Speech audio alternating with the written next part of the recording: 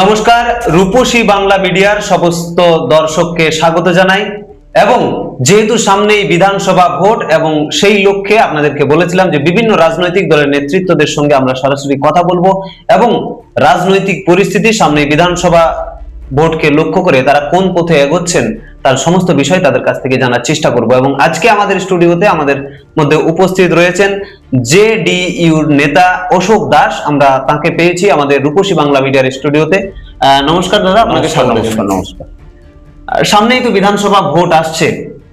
আমরা দেখছি যে বর্তমানে জেডিইউ পশ্চিমবঙ্গের বিভিন্ন জায়গায় আপনার নেতৃত্বে সদস্য সংগ্রহ অভিযানে নেমেছেন। আমরা সেই ছবি বিভিন্ন সময় আমরা দেখতে পাচ্ছি।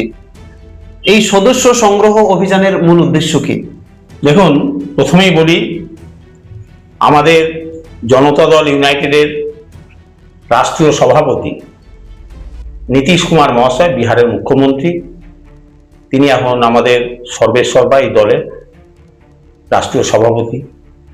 প্রতি 3 বছর অন্তর দলের নির্বাচন হয়। সেইটা টার্ম আবার শুরু হয়েছে 25 থেকে 28 পর্যন্ত। এই ডিসেম্বর মাস থেকে শুরু হয়েছে। সেই নির্বাচনের আমাদের দলগত নির্বাচন, তার সদস্য সংগ্রহ হচ্ছে। এর মাধ্যমে ব্লক স্তর থেকে, জেলা স্তর থেকে, রাজ্য স্তর থেকে প্রতিনিধি নির্বাচন হবে, হয়ে রাষ্ট্রীয় স্তরে সভাপতি আবার নতুন করে নির্বাচন হবে। তো সেই উদ্দেশ্যে আমাদের সারা পশ্চিমবঙ্গের 23টা জেলা আমরা নীতিশ কুমারের আশীর্বাদকে মাথায় নিয়ে বরিষ্ঠ নেতা আমাদের যিনি আছেন, সেই সব যত রকম নেতা আছেন, মানে দলে বশিষ্ঠ নারায়ণ সিং, তিনি সব থেকে বরিষ্ঠ নেতা, এমপি ছিলেন, তার আশীর্বাদ নিয়ে আমাকে সদস্য তিনি করলেন পাটনাতে। তারপরে 23টা জেলায় সদস্য সংগ্রহের দায়িত্ব দিয়েছেন।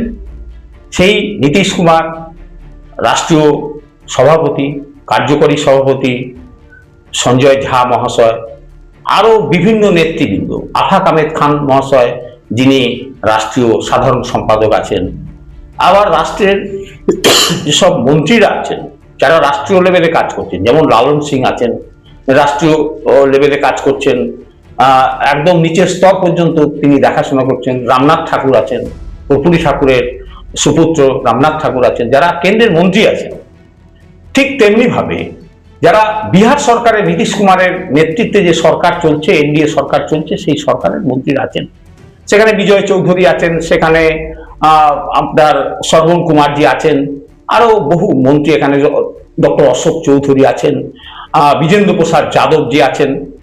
সকলকে আমরা সকলের আশীর্বাদ নিয়ে পশ্চিমবঙ্গ একটা নতুন করে সংগঠনকে শক্তিশালী করার জন্য এই নির্বাচনে, দলগত নির্বাচনের যে সদস্য সংগ্রহ অভিযান আমরা শুরু করেছি। শুধু তাই নয়, তার সঙ্গে সঙ্গে আমরা এই নীতিশ মডেলের প্রচার করছি।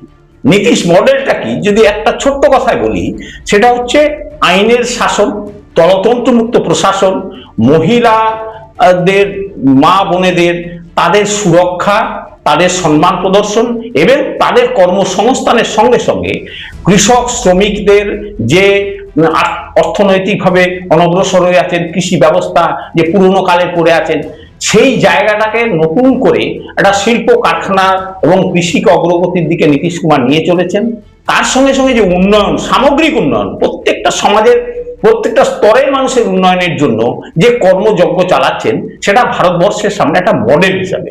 সেখানে সেই মডেলকে আমরা পশ্চিমবঙ্গের যেই দলতান্ত্রিক শাসন ব্যবস্থা, এই যে জোর জুলুমের শাসন ব্যবস্থা, এই যে হিংসার রাজনীতির বিভিন্ন দশা, এর পরিপূরক হিসাবে একে সরিয়ে দিয়ে এই নীতিশ মডেলকে মানুষের কাছে পৌঁছে যদি আমরা দিতে পারি, আর মানুষ যদি আমাদের সমর্থন করেন, তাহলে আগামী দিনে একটা সমাজতান্ত্রিক ধাঁচের এই যে নীতিশ মডেল, সেই মডেলটা বাংলায় যদি প্রতিষ্ঠিত হয়, আমরা যে স্বাধীনতার পর থেকে আজ পর্যন্ত স্বাধীনতার সময়ে যে বাংলা, ভারতবর্ষের যে মনীষীদের যে ধারা বেয়ে যে আমরা যেখানে শিল্পে 1 নম্বর ছিলাম, স্বাস্থ্যে 1 নম্বর ছিলাম, শিক্ষায় দীক্ষায় পড়াশোনা 1 নম্বর ছিলাম, কৃষিতে সমস্ত জায়গায় যে 1 নম্বরে ছিলাম সেটা আজকে তলানিতে এসে ঠেকেছি।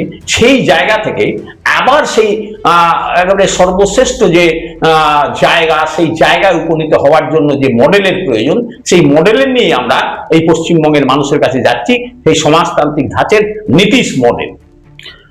আপনারা তো এই সদস্য সংগ্রহের জন্য বিভিন্ন জেলায় জেলায় যাচ্ছেন, আমরা দেখেছি পুরুলিয়াতেও সেই কর্মসূচি করেছেন, বিভিন্ন জেলায় করেছেন। কিরকম সাধারণ মানুষের কাছ থেকে বা কর্মীদের কাছ থেকে কিরকম মানে পাচ্ছেন, রেসপন্স পাচ্ছেন কিরকম? দারুণ, খুবই ভালো রেসপন্স পাচ্ছি। কর্মীরা আসছেন, একত্রিত হচ্ছেন। দেখুন, আমি একটু পিছনের দিকে বলবো, আপনারা সুযোগ দিয়েছেন, আপনার এই চ্যানেল এবং সাংবাদিক বন্ধুরা যে সুযোগ দেন, আপনাদের মাধ্যমেই, প্রচারের মাধ্যমে মানুষের কাছে পৌঁছানোর এর থেকে সোজা সরল রাস্তার কিছু নেই। আমি একটু পিছনের দিকে তাকাবো। ভারতবর্ষের ইতিহাস, এই যে ভারতবর্ষের স্বাধীনতা সংগ্রামের ইতিহাস, আমি আজকের আপনাদের সাংবাদিক বন্ধুদের সঙ্গে আপনারা দেখেছেন আজকের যে ঋষি নিবারণ চন্দ্র দাশগুপ্ত মহাশয়ের যে সার্ধ শতবর্ষ অনুষ্ঠান পালিত হচ্ছে সকালবেলা প্রভাত ফেরির মধ্য দিয়ে। আমি সেই প্রভাত ফেরিতে আমি সেই স্টেশন মোড় থেকে আরম্ভ করে এই ট্যাক্সি স্ট্যান্ড প্রাণকেন্দ্র পুরুলিয়া শহরে আমি হেঁটেছি। হাঁটতে হাঁটতে আমি দেখেছি, এবং পরবর্তীকালে যে মূল অনুষ্ঠানটা হয়েছে সেই অনুষ্ঠানের মাধ্যমে একটা জিনিস দেখেছি, যে ভারতবর্ষের এই মহান স্বাধীনতা সংগ্রামী, ভারতবর্ষের মানে এই স্বাধীনতার আন্দোলনের এই মহান স্বাধীনতা সংগ্রামী, এই যে তার আজকে যে সার্ধ শতবর্ষ পালিত হলো, এটা একটা ঐতিহাসিক। আমি এই জন্য বলবো, আপনি একটু অন্যভাবে আমি এই জায়গাটা নিয়ে যেতে চাইছি, যে ভারতবর্ষের স্বাধীনতার আগের যে সময়টা, যে অবিভক্ত বাংলা, সেই অবিভক্ত বাংলা ঢাকার বিক্রমপুর থেকে একজন মানুষ তিনি এই পুরুলিয়ায় এলেন। পুরুলিয়া এসে এই মানভূমের এই যে একটা রুক্ষ সূক্ষ্ম একটা জায়গাকে এখানে একটা নতুন উদ্দীপনার সঞ্চার করলেন, স্বাধীনতা সংগ্রামে প্রেরণা যোগালেন, এবং সামাজিক অবস্থার অবক্ষয়কে দূর করে দিয়ে একটা নতুন অধ্যায়ের সূচনা করলেন। একটা শিক্ষা প্রতিষ্ঠানের তিনি প্রধান ছিলেন। তিনি পরবর্তীকালে একটা শিক্ষা প্রতিষ্ঠানও সেখানে তৈরি হলো। আজকে দেখলাম তার ছাত্রছাত্রীরা এখানে সুন্দর একটা অনুষ্ঠান দিল, উপস্থাপন করলেন। আমি অভিভূত এই কারণেই, যে এই বন্দে মাতরমের মন্ত্র, যে সেই মন্ত্রকে এত সুন্দরভাবে পুরুলিয়ার ছাত্রছাত্রীরা এই মঞ্চে উপস্থাপিত করলেন, প্রকৃত জাতীয়তাবাদের মানে দৃষ্টান্ত স্থাপন করলেন। আমি বলবো এই কথাটাই, আপনারা হয়তো যারা দর্শক যারা শুনছেন সমালোচনা আমার করবেন, আমার ভুল হলে সংশোধন করে দেবেন দেবরাজ বাবুদের মাধ্যমে, এই রূপসী বাংলা চ্যানেলের মাধ্যমে। কিন্তু তবু আমি বলবো, আমার মনের কথাটা বলবো, এই যে কলকাতা কেন্দ্রিক এই যে মানে একটা বাংলাকে ভাবা, সেই জায়গা থেকে আজকের এই মানভূম, আজকের এই পুরুলিয়া যে ভাবনাটা দিল, এটা একটা অকল্পনীয়। আমি কোনোদিন কল্পনা করতে পারিনি যে পুরুলিয়া এরকম একটা অনুষ্ঠান দেখতে পাবো। এটা আমি অভিভূত, এই কারণে অভিভূত। সেখানে সেই যে ঢাকার বিক্রমপুরের সেই B M college, Brajamohan Dutta college, Brajamohan কে ছিলেন? অশ্বিনী দত্তের পিতা ছিলেন ব্রজমোহন দত্ত। এক সময় বলা হতো যে ঢাকা বিশ্ববিদ্যালয় সঙ্গে এবং ঢাকা বিশ্ববিদ্যালয়, এই কলকাতা বিশ্ববিদ্যালয়ের আন্ডারে যেসব কলেজগুলো আছে তার সঙ্গে এই ব্রজমোহন যে কলেজ, এর একটা তুলনা করা হতো। এরা ইংরেজরা তুলনা করতেন, এত শিক্ষায় দীক্ষা সেই জায়গাটায়, সেই জায়গার ছাত্র ছিলেন এই ঋষি নিবারণ চন্দ্র দাশগুপ্ত মহাশয়। চিন্তা করুন, এই যে সূত্রের এক একটা ছোট ছোট মালা নিয়ে, যেমন একটা মালা ফুল নিয়ে মালা তৈরি হয়, ঠিক তেমনি ভাবে আপনার এই মহা পুরুষই আমি বলবো, এর সঙ্গে সঙ্গে সেই অশ্বিনী দত্ত, দেখুন অশ্বিনী দত্ত কোথায়? কলকাতার কাছে শ্রীরামপুরে এসে শিক্ষকতা করেছেন। আবার দেখুন একটু আগিয়ে যান, হুগলির প্রাণকেন্দ্র আরামবাগ, এবং সেখানে কে? প্রফুল্ল চন্দ্র সেন, সেও সেই পূর্ববঙ্গ। আজকের আমাদের সঙ্গে স্বাধীনতার একটা কঠিন অধ্যায় পার হয়ে আজকের আমরা বিচ্ছিন্ন হয়ে গেছি। কিন্তু আজকের অনুষ্ঠানের মধ্যে দিয়ে আমার মনে হয় আমি সমগ্র বাংলাকে খুঁজে পেলাম, সমগ্র বাঙালি জাতিকে খুঁজে পেলাম, বাংলার সাহিত্য দর্শনকে খুঁজে পেলাম, এবং তার মধ্য দিয়ে আমরা বাঙালি কখনো আঞ্চলিকতায় বিশ্বাস করে না, সে জাতীয়তাবাদে বিশ্বাস করে।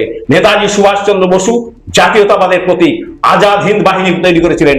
আবার মাস্টারদা সূর্য সেন বেঙ্গল ভলান্টিয়ার বানানে ইন্ডিয়ান, তিনি ইন্ডিয়ান কথার প্রয়োগ করেছেন, আজাদ হিন্দ কথা নেতাজি প্রয়োগ করেছেন। তাহলে তারা জাতীয়তাবাদের জনক এইসব মানুষগুলো। আমরা স্বামী বিবেকানন্দ, ভারত পথিক স্বামী বিবেকানন্দ, তিনি সারা বিশ্বের দরবারে বাঙালির শ্রেষ্ঠত্বকে প্রমাণ করে দিয়েছেন। সনাতন যে ঐতিহ্যকে তিনি সেখানে তুলে ধরেছেন সারা বিশ্বের সামনে। আমরা কোনোদিন আঞ্চলিকতাতে নই, বাঙালি কোনোদিন আঞ্চলিকতা নয়।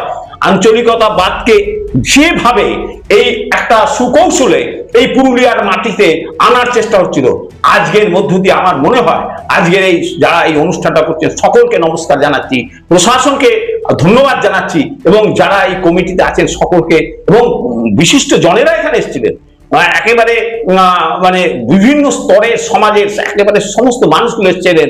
যেমন রাজনৈতিক ব্যক্তিত্বরা এসেছিলেন, তেমন অধ্যাপক এসেছিলেন, রবীন্দ্র ভারতী বিশ্ববিদ্যালয়ের অধ্যাপক এসেছেন, গবেষণা করেন, এরকম ডক্টরেট উপাধি সম্পন্ন মানুষগুলো। আমি নাম এই কারণে বলছি না, বহু নাম, কাকে বাদ দিয়ে কাকে বলবো, সে বললে অন্যায় হয়ে যাবে, একজনের নাম বললে আরেকজনের নাম। আমি সকলকে আবারও নমস্কার জানাচ্ছি। তারা যে এই যে জাতীয়তাবাদের স্ফুরণ শুধু নয়, বাঙালি জাতিসত্তার একটা জাগরণ ঘটালেন, এবং পুরুলিয়ার মাটিতে যে বীজ, একটা ধ্বংসের বীজ বোনাত্ম চলছিল, সেই বীজকে আজকে উৎপাদিত করে ফেলে দিলেন। একটা প্রকৃত বাঙালি জাতিসত্তার যে উদয় ঘটলো, এর জন্য সকলকে আমি আমার দলের পক্ষ থেকে এবং আমার অন্তর থেকে তাদের সকলকে নমস্কার জানাচ্ছি। এই জায়গাতে আমি ঘুরে অন্য জায়গায় এসেছি ঠিক কথাই, কিন্তু সেই জায়গাতেই বলবো পুরুলিয়া সেই জায়গাতেই আছে। আমার এখানে পুরনো আমার যে এক সময়ের রাজনীতির আমার দাদা ছিলেন চক্রধর মাহাতো, সমাজবাদী নেতা, এক সময়ে ৭৭ সালে ৭২ থেকে ৭৭ সালে জরুরি অবস্থার সময়ে সংগ্রামী নেতা, সেই চক্রধর মাহাতোকে আজকের আবারও প্রণাম জানাচ্ছি। সেই চক্রধর মাহাতো আজকের আমি এখানে আসি না, আমি বহু বছরের ছাত্র অবস্থা থেকে সেই চক্রধর মাহাতের আমি শিষ্য। সেই চক্রধর মাহাতো এই যে ভূমি, এই পূর্ণ ভূমিতে যেমন অজহরী মাহাতো, তিনি যেমন বাংলা ভাষার জন্য আন্দোলন করে জেলে গিয়ে সারা মানে বছরের পর বছর তিনি জেলে ছিলেন, সেই মানুষটাকে নমস্কার জানাচ্ছি। লাবণ্য প্রভা দেবীকে নমস্কার জানাচ্ছি, আমি অতুল চন্দ্র ঘোষকে নমস্কার জানাচ্ছি, এবং 1942 সালে যে স্বাধীনতা আন্দোলনের আগস্ট বিপ্লবের সেই শহীদদের, সেই চুনারাম মাহাতো, গোবিন্দ মাহাতো, তাদেরও নমস্কার জানাচ্ছি। এবং তার সঙ্গে সঙ্গে জানা অজানা না জানা সমস্ত বাংলার সেই স্বাধীনতা সংগ্রামী এবং ভারতবর্ষের স্বাধীনতা সংগ্রামীদের নমস্কার জানাচ্ছি। আজকে আমি অভিভূত এবং আমি আবেগতাড়িত হয়ে বলছি যে না, একদিন মনে করতাম, মানে আমার হৃদয় একটা হচ্ছিল যে বাঙালির যে জাতি সত্তা, বাঙালির যে আবেগ, বাঙালির যে সাহিত্য, বাঙালির যে দর্শন, বাঙালির যে কৃষ্টি, বাঙালির যে সংস্কৃতি, সেটা বোধহয় আস্তে আস্তে ধ্বংস হতে যাচ্ছে। না, আজকে পুরুলিয়ার এই জাগরণের মধ্য দিয়ে ঋষি বিভাজন চন্দ্র দাশগুপ্ত মহাশয়ের এই সার্ধ শতবার্ষিকীর এই অনুষ্ঠানের মধ্য দিয়ে আজকে আমি সারা ভারতবর্ষ বিভিন্ন কাজে ঘুরে বেড়াই, বাংলার বিভিন্ন প্রান্তে ঘুরে বেড়াই, আমাকে প্রেরণা দিল। আজকে আমার একটা আশার সঞ্চার হলো, আজকে যে এই পাথেয় নিয়ে নিবারণ চন্দ্র দাশগুপ্ত মহাশয়ের, ঋষি নিবারণ চন্দ্র দাশগুপ্ত মহাশয়ের সেই আজকে যেন তিনি আমাদের মধ্যে নেমে এসছেন, যে পারফরমেন্স ছাত্রছাত্রীরা দেখালেন, যে অনুষ্ঠান তারা করলেন, বন্দে মাতরমের সেই মন্ত্রকে যেভাবে উচ্চারিত করে, যেভাবে একটা সারা পুরুলিয়া শহর একটা আলোড়ন সৃষ্টি করে, সেই ছাত্রছাত্রীদের আমি কি ভাষায় তাদের সম্বোধন করব? তাদের ভালোবাসা আর আমার স্নেহ ছাড়া আর তো আমার কিছু দেওয়ার নেই। আর সেইটাই দিয়ে গেলাম যে আগামী দিনে বাঙালি জাতির মধ্য থেকে এইসব ছাত্রছাত্রীরা একদিন যেমন ভারতবর্ষের বিভিন্ন মেধার জায়গায় তারা উপনীত হবে, তেমনি তারা বিশ্বের দরবারে হাজির হয়ে যাবে।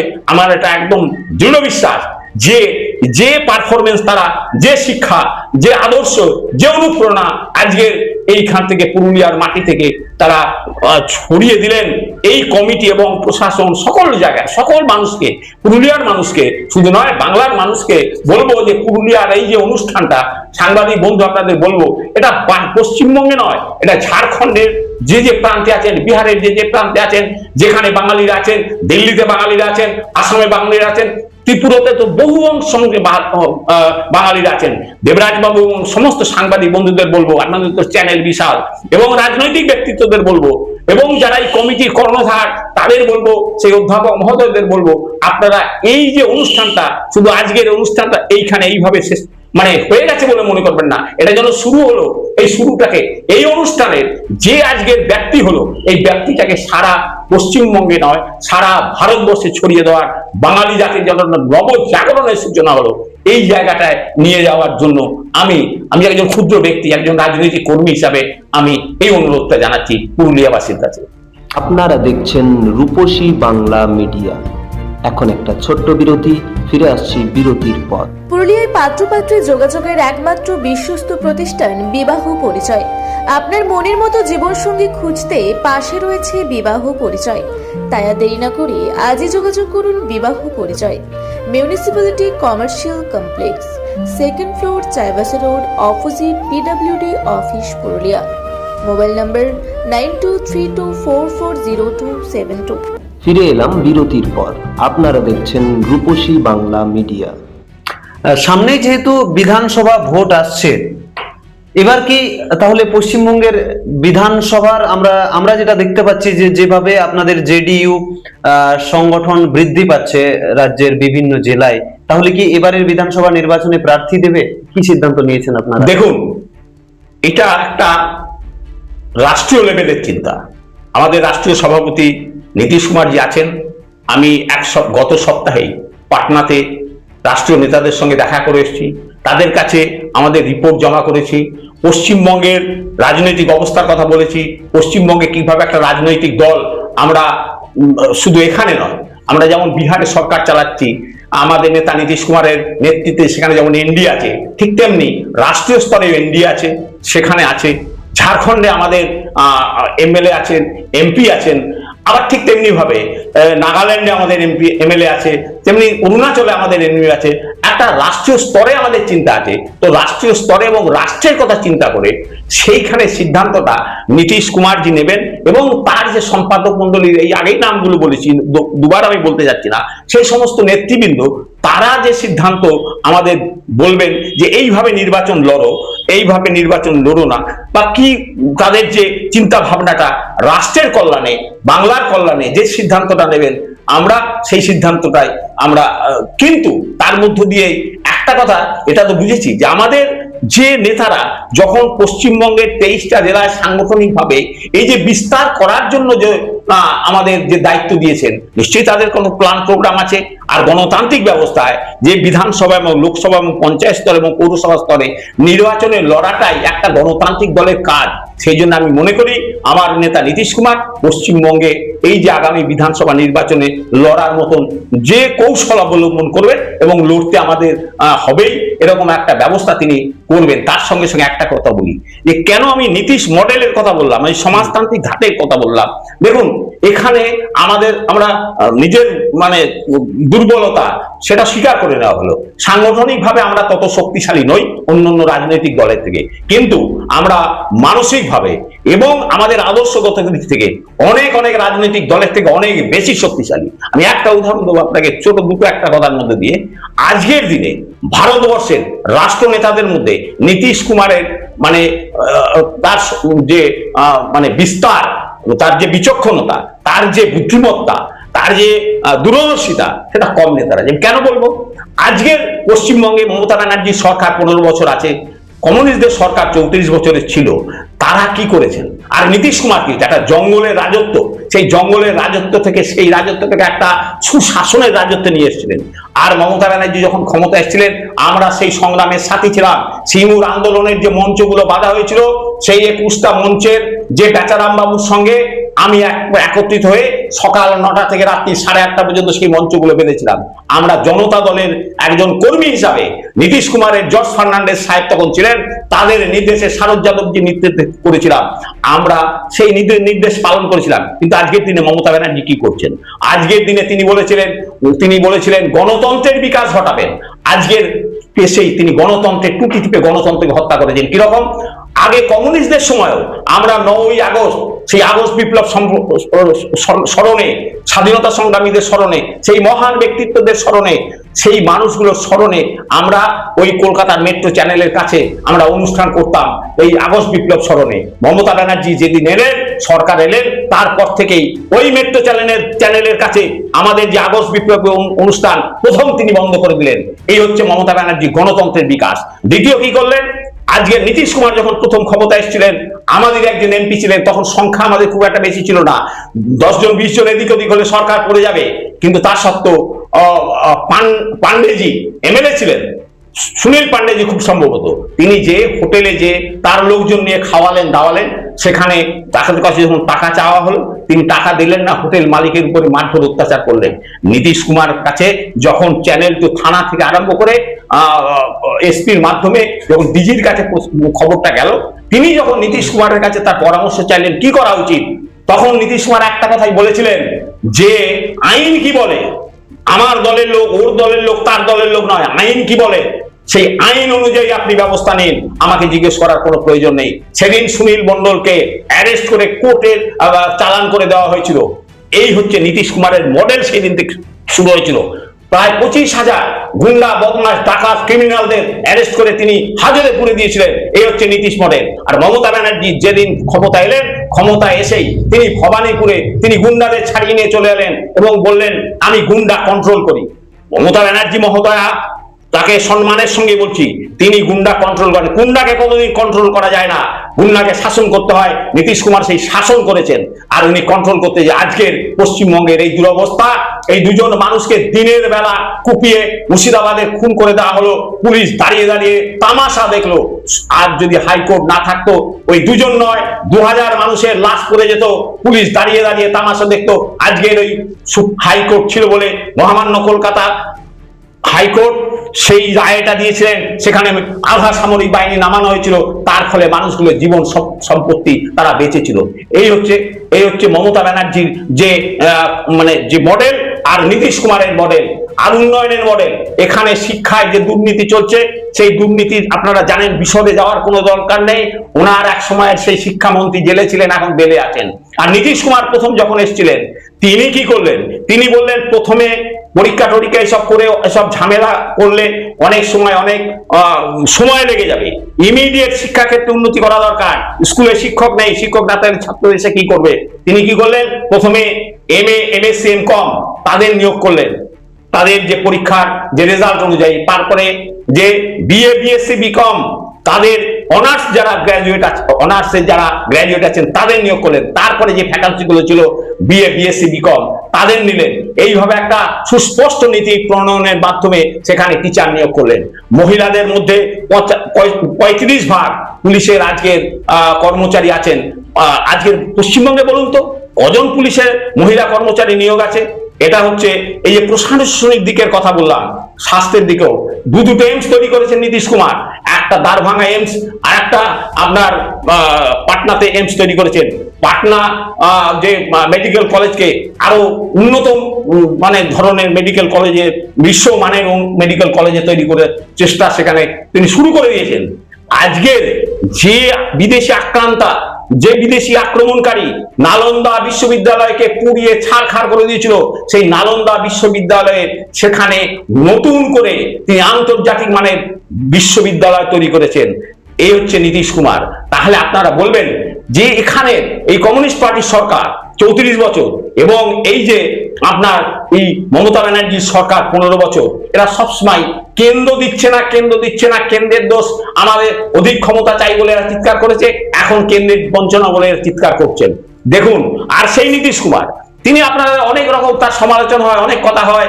সবসময় দেখুন, একটা মানুষ সকলের কাছে ভালো হতে পারে না, কিন্তু সেই নীতিশ কুমার এই কেন্দ্রীয় সরকারের কাছ থেকেই অর্থ নিয়ে এসে এখানে আমি একটু আগে বললাম যে জেপি গঙ্গা পথ, যিনি ভারত পুরো পাটনা থেকে আরম্ভ করে পুরো পাটনাকে একত্রিত করার জন্য যে ন্যাশনাল হাইওয়ে তৈরি করছেন, এই যে উন্নয়নযোগ্য কর্মযোগ্য, এই যে কর্মযোগ্য কৃষি ক্ষেত্রে আমাদের দুটো বিশ্ববিদ্যালয় ছিল, একটা কল্যাণী কৃষি বিশ্ববিদ্যালয় আর একটা উত্তরবঙ্গ কৃষি বিশ্ববিদ্যালয় বিধান রায় তৈরি করেছিলেন। তারপরে এতগুলো শাসক এসছে, আজকের নতুন করে কোনো বিশ্ববিদ্যালয় কৃষি বিশ্ববিদ্যালয় তৈরি হলো না। নীতিশ কুমার কাটিহারে, আপনার কিষানগঞ্জে, আপনার নালন্দাতে, পূর্ণিয়াতে যেখানে কৃষি ক্ষেত্র, সেই কৃষি ক্ষেত্রে নীতিশ কুমার কি করেছেন, সেখানে কৃষি মহাবিদ্যালয় এবং কৃষি বিশ্ববিদ্যালয় তৈরি করেছেন। তাহলে এই যে তার চিন্তা, দূরদর্শিতা, সোচ, আগেকার দিনে দেখুন রাজনৈতিক নেতৃত্ব, জাতীয় নেতৃত্ব তাকেই বলা হবে, জাতীয় নেতা তাকেই বলা হবে যার দূরদর্শিতা থাকবে। আগামী 50 বছর কোথায় যাব আমি সেই রোডম্যাপ যে তৈরি করতে পারবে, তার মস্তিষ্ক এই যে মেধা, এই মেধা শক্তি যদি বিকাশ না হয়, পশ্চিমবঙ্গের এই মেধা শক্তির অভাব আছে। আমি সকলকে সম্মান জানিয়ে বলছি, সেই মেধা শক্তির যদি বিকাশ না ঘটে তাহলে আমরা এগিয়ে যেতে পারবো না। ঝগড়া করব, কেন্দ্রের বঞ্চনা এই কথা বলবো, কিন্তু নিজের দোষটা সবসময় ঢেকে রাখার চেষ্টা করব, পরিবারবাদকে কায়েম করব এবং দলতন্ত্রকে কায়েম করব। আমি কৃষিক্ষেত্রের কথা বলি পশ্চিমবঙ্গে, দেখুন আমাদের এখানে যে আলু উৎপাদন হয়, সেই আলু উৎপাদনের 65 থেকে 70 ভাগ আমাদের লাগে, 30 ভাগ আলু আমাদের খেতে লাগে না। তাহলে সেই 30 ভাগ আলুটা কোথায় যাবে? তার জন্য কোনো ইনফ্রাস্ট্রাকচার নেই। তারপরে যে দেখুন বাণিজ্য বসতি লক্ষ্যে কথাটা আপনারা জানেন, বাংলা একটা প্রবাদ বাক্য আছে, আমাদের পাঞ্জাব থেকে আলু বীজ আনতে হয়, আমাদের এখানে আলু বীজ উৎপন্ন হয় না। উৎকৃষ্ট মানের আলু তৈরি করার জন্য হুগলি, বর্ধমান থেকে আরম্ভ উত্তরবঙ্গের মানুষ তারা এই আলুর বীজ নিয়ে আসে।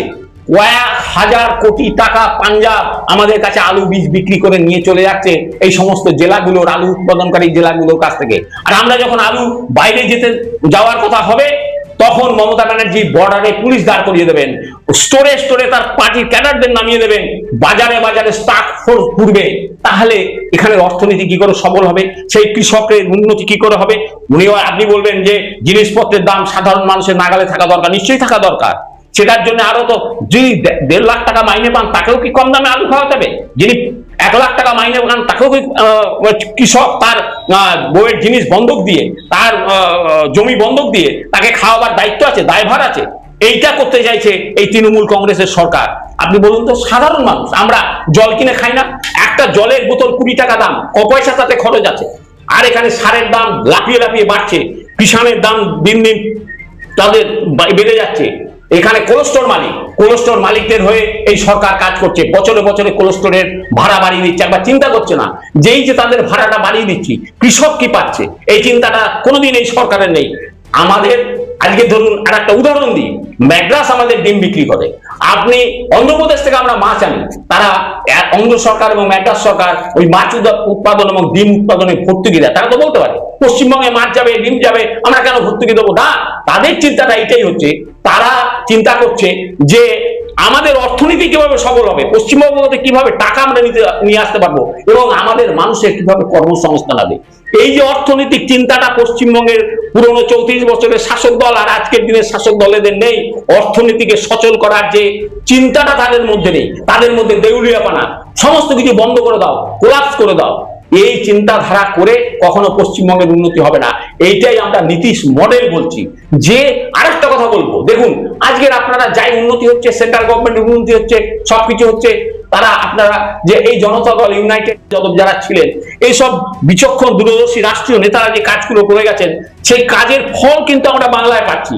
আপনি চিন্তা করুন, এই যে প্রণব মুখার্জি, তিনি যে রাষ্ট্রপতি হয়েছিলেন, জর্জ ফার্নান্ডেজ, শারদ যাদব আর নীতিশ কুমার, এরা যদি সমর্থন না দিতেন, যেই তাদের যে ভোট ছিল, জনতা দলের যে ভোট ছিল, সেই ভোটটা যদি প্রণব মুখার্জি মহাশয় যদি না পেতেন, তাহলে কোনোদিনই প্রণব মুখার্জি রাষ্ট্রপতি হতে পারতেন না। এখানে যিনি সরকারে ছিলেন মমতা ব্যানার্জি, প্রথম দিকে তো বিরোধিতা করেছিলেন প্রণব মুখার্জির। তাহলে বাংলার মানুষের আমাদের জন্য এই জনতা দল এবং আমাদের নেতা নীতিশ কুমারের একটা তার এর প্রতি একটা সমর্থন আছে, প্রকারান্তরে আছে, সেটাও আমরা প্রচার করতে পারিনি আমাদের দুর্বলতার জন্য। আমরা নীতিশ ব্রিগেড, নীতিশ মডেল, জনতা দল ইউনাইটেড সেই প্রচারটাও যাচ্ছি যে নীতিশ কুমার বাংলার জন্য কি কি কাজ করেছেন। আপনাকে আর একটা কথা বলছি, কাশ্মীরে 370 ধারা যে বিলোপ হয়েছে, তার জন্য যে ভোটিং এর দরকার ছিল, রাজ্যসভায় যে ভোটিং এর দরকার ছিল, সেখানে জনতা দল ইউনাইটেড সেখানে ভোট যদি না দিত, মোদী সরকারের সেই আইনটা পাস হতো না। সেখানেও নীতিশ কুমারের অবদান আছে। আবার ঠিক তেমনি ভাবে পূর্ববঙ্গের মানুষের জন্য, উদ্বাস্তু মানুষের জন্য, অত্যাচারিত নিপীড়িত মানুষগুলো, কোটি কোটি মানুষ পশ্চিমবঙ্গে চলে এসছেন ধর্মীয় উৎপীড়নের কারণে। সেই মানুষগুলোকে সিটিজেনশিপ মানে নাগরিকত্ব দেওয়ার জন্য ভারতবর্ষে না বি.আর. আম্বেদকর কোনো ব্যবস্থা করে গেছেন, না পরবর্তীকালে কংগ্রেস সরকার কোনো ব্যবস্থা করে। কিন্তু এই আজকের এই অনুষ্ঠানের মধ্যে একটা আমার মনের যে দুঃখে বেদনার কথা বলবো, যে বি.আর. আম্বেদকর বোম্বেতে তিনি 1943-এ হেরে গেছিলেন, সেই বি.আর. আম্বেদকরকে এইখানে পশ্চিমবঙ্গে নিয়ে এসে সেখানে যোগেন্দ্রনাথ মন্ডল মহাশয় তিনি এখানে এই পূর্ববঙ্গের মানুষের ভোটে তাকে সেই সংবিধান সভায় পাঠিয়েছিলেন। কিন্তু যখন দেশটা ভাগ হলো, যখন সেই পূর্ববঙ্গের সেই মানুষগুলো, তপশিলি জাতির মানুষগুলো এবং অন্যান্য সম্প্রদায়ের মানুষগুলোর উপরে যখন পাশবিক নির্যাতন নেমে এসছে, তাদের তিনি যখন 1947 সাল, 1948 সাল, 1950 সাল পর্যন্ত তিনি যে সংবিধান লিখছেন, এই বি.আর. আম্বেদকর মহাশয় সেই সংবিধানের কোনো একটা ছত্রে, কোনো একটা কোণে একটা লাইন যদি যোগ করে দিতে পারতেন, তাহলে পূর্ববঙ্গের হিন্দু শরণার্থীদের আজকের এই দুর্দশার মধ্যে পড়তে হতো না। সেই বি.আর. আম্বেদকর তিনি যত মহান ব্যক্তিত্ব, নিশ্চয়ই তাকে প্রণাম জানাচ্ছি, তার সত্ত্বেও আমার মনের বেদনার কথা বলছি একজন বাঙালি হিসাবে। এটা আমার মনে দুঃখ যে আপনি যে বাঙালিদের সাহায্য নিয়ে সংবিধান সভায় গেলেন, সেই বাঙালিদের জন্য আপনি একটা লাইন পর্যন্ত লিখলেন না।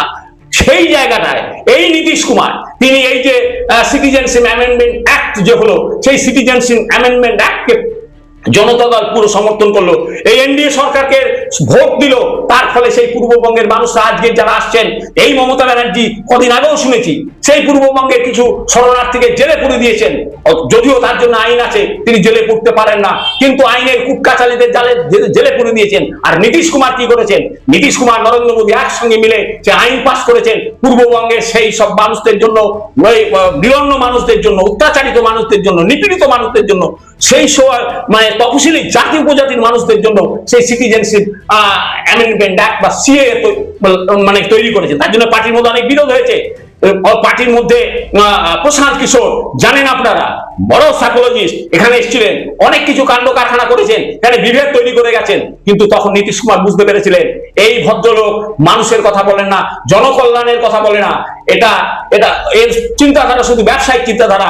এই জন্য তিনি পার্টি থেকে পিকে কে বহিষ্কার করে দিয়েছিলেন এই সিএ অ্যামেন্ডমেন্ট অ্যাক্টের জন্য।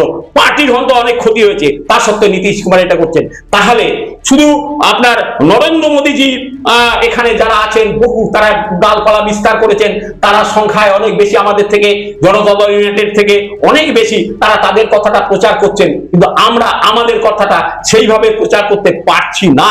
আজকে আমরা নীতিশ ব্রিগেড, জনতা দল ইউনাইটেড এবং এই যে আমাদের সেই যারা আমরা একেবারে ক্ষুদ্র অবস্থায় নেই। আজকের দিনে অনেক ঘাত প্রতিঘাতের মধ্য দিয়ে 1977-78 সালে যখন সরকার তৈরি হয়েছিল, আমরা পশ্চিমবঙ্গের অপোজিশন লিডার ছিলাম, আমাদের কাশীগঞ্জ মিত্র অপোজিশন লিডার ছিলেন, এখানে আমাদের 16 জন এমপি ছিল, প্রফুল্ল চন্দ্র সেন অন্যতম নেতা ছিলেন। এই প্রফুল্ল চন্দ্র সেন যে যার মানে মৃত্যুর পরে তার বিছানার নিচে থেকে তার দেহ মানে অন্তিম সংস্কারের জন্য সেই টাকা ছিল না, এইরকম একজন সৎ মানুষ।